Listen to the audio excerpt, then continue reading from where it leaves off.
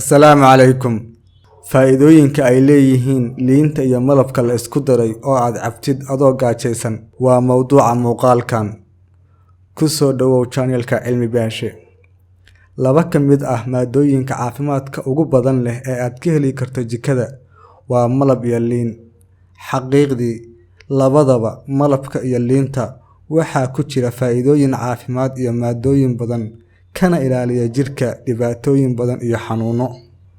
Malabka tusaale ahaan wuxuu hodan ku yahay antioxidant iyo antibacterial properties, waana sababta labadooda loogu daaweeyo raabuqa iyo infekshanada saableyda neefta.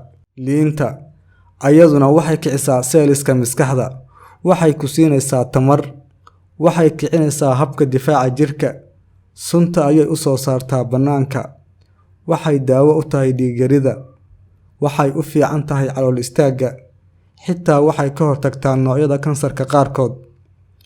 Waad ogaatay faa'iidooyinka ay leeyihiin malabka iyo liinta. Hadda sidee u isticmaalaysaa?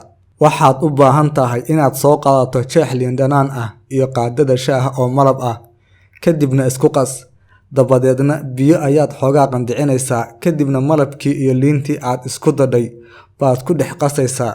Dabadeedna caloosha oo maran ayaad cabbaysaa. Daawooyinkooda waad helaysaa insha Allah. Ka hortagga ayaa ka wanaagsan mar walba daaweynta.